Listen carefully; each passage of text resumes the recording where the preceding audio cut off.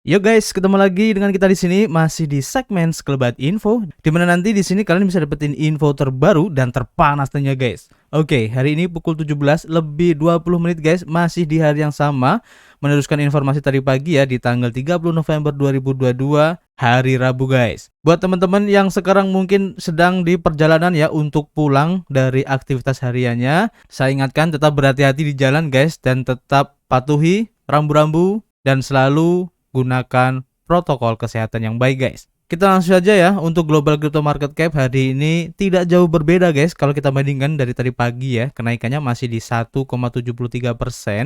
Begitu pula dengan Bitcoin guys, kenaikannya di 1,47% ya, tidak jauh berbeda dari tadi pagi guys. Kemudian Ethereum juga tidak jauh berbeda, naik di 3,45% ya. Jadi masih sideways guys bagian besar. Begitu juga dengan BNB, ini malah merah ya di 1,83%. Dan secara keseluruhan kalau kita lihat di sini sebagian besar altcoin mengikuti pergerakan dari harga Bitcoin guys. Dan yang cukup menarik di sini ya, kalian bisa lihat untuk pergerakan dalam satu minggu ini untuk Phantom ini yang menjadi juara guys.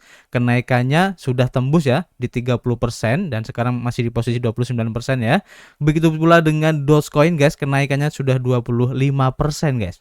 Disusul oleh Huobi di 25% dalam waktu satu minggu ini guys. Keren banget ya.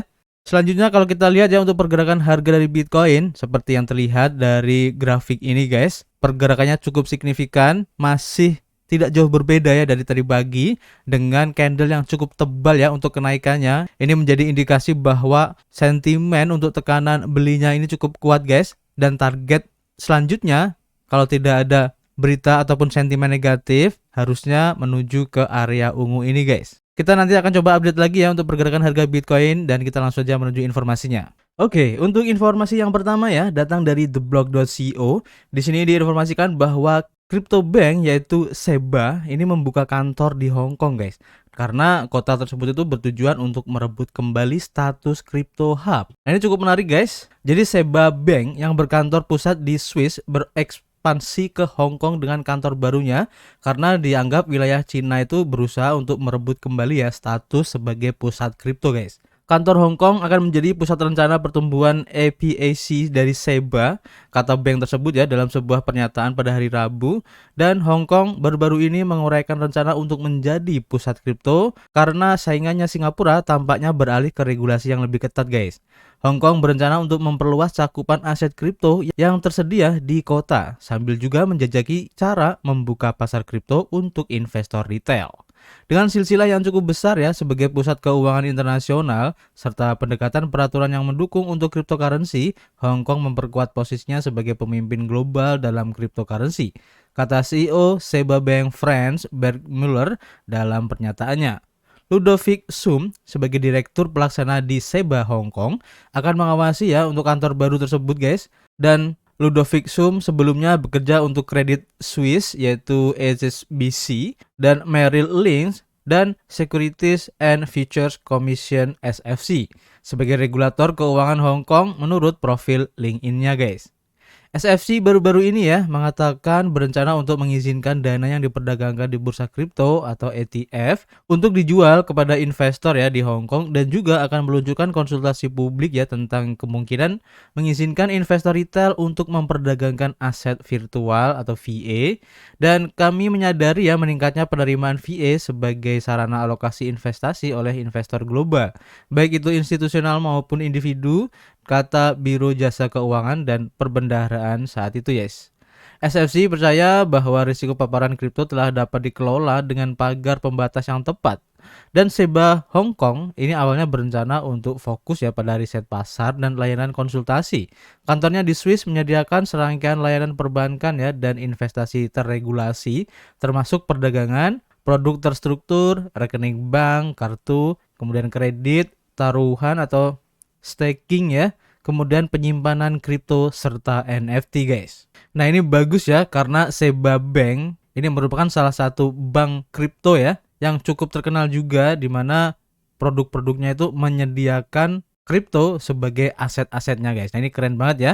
Kemudian kita lanjut ya, untuk informasi berikutnya datang dari Decrypt.co guys. Di sini diinformasikan bahwa Brasil ini telah melegalkan kripto guys sebagai metode pembayaran. Ini keren banget. Jadi membayar barang dan jasa dengan kripto ini akan legal, tetapi kripto masih bukan alat pembayaran yang sah ya di negara ini guys. Brasil belum menetapkan Bitcoin sebagai alat pembayaran yang sah, tetapi melakukan hal terbaik berikutnya, yaitu mengesahkan undang-undang yang melegalkan mata uang kripto sebagai alat pembayaran di seluruh negara dan memberikan dorongan peraturan untuk adopsi mata uang digital dan perluasan ekosistem. Kamar Deputi Brasil menyetujui kerangka peraturan yang melegalkan penggunaan cryptocurrency sebagai alat pembayaran di negara tersebut. Dokumen tersebut ditandatangani ya dengan kode PL4401 garing 2021 guys. Menyediakan penyertaan mata uang virtual dan frequent traveler rewards dari maskapai penerbangan Miles Popular dalam definisi perjanjian pembayaran di bawah pengawasan bank sentral negara tersebut. Undang-undang yang telah disetujui ya dan hanya membutuhkan tanda tangan dari Presiden Republik untuk disahkan, memberikan status hukum untuk pembayaran dalam mata uang kripto untuk barang dan jasa, namun tidak memberi mereka status alat pembayaran yang sah guys. Brasil telah membuat banyak kemajuan ya dalam hal regulasi dan adopsi cryptocurrency di kalangan investor. Saat ini negara dengan ETF cryptocurrency paling banyak di Amerika Latin dan sebagian besar bank dan broker utama negara itu saat ini menawarkan beberapa jenis exposure ya terhadap investasi cryptocurrency atau layanan serupa seperti penawaran hak asuh ataupun token guys. Bahkan Itaú yang merupakan salah satu bank swasta terbesar di Brasil, sedang bekerja untuk melakukan tokenisasi aset sebagai bagian dari paket layanannya di masa depan kepada investor guys. Setelah undang-undang diberlakukan ya, maka cabang eksekutif pemerintah, dalam hal ini adalah presiden dan menterinya ya, ini akan menentukan badan ataupun kantor yang bertanggung jawab untuk mengawasi masalah tersebut guys. Dan hanya token yang dikategorikan sebagai sekuritas yang berada di bawah yurisdiksi CVM atau setara ya dengan lembaga SEC guys. Hingga saat ini lembaga publik yang paling terlibat di wilayah tersebut adalah Bank Sentral Negara dan juga CVM.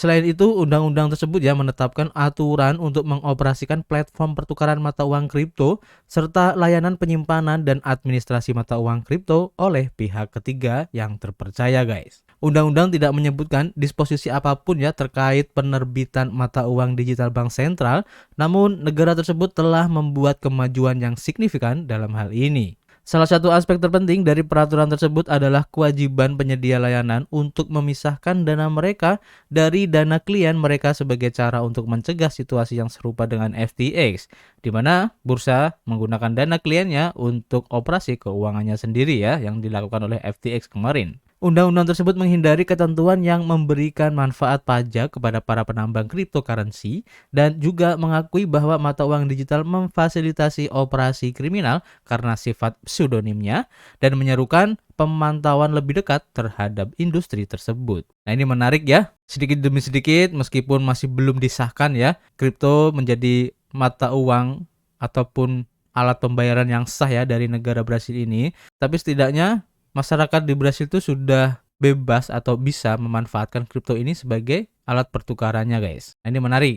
Kemudian kita lanjut ya untuk informasi berikutnya datang dari forecast.news dan di sini diinformasikan bahwa Republik Dominika guys ini telah merilis token kripto nasional pertama di dunia dengan Huobi dengan jaringan Tron guys. Jadi Persemakmuran Dominika di Karibia dilaporkan mengeluarkan token nasionalnya yang diberi kode DMC pada hari Selasa dan bekerjasama dengan pertukaran kripto Huobi Global, kemudian Tron DAO dan juga DMC Labs. DMC adalah token nasional pertama di dunia guys, serta simbol yang menampilkan pelukan negara-negara terhadap aset virtual dan metaverse. Klaim Huobi dalam postingan blog pada hari Selasa kemarin. Huobi mengatakan negara itu akan meluncurkan pengidentifikasi digital Dominika atau DID yang dapat digunakan sebagai standar verifikasi kenali pelanggan Anda atau KYC untuk membuka rekening bank, mengajukan pinjaman, dan untuk transaksi keuangan lainnya. Baik DMC dan Dominika DID akan berjalan ya di blockchain Tron, tetapi diharapkan untuk menambahkan dukungan untuk Ethereum,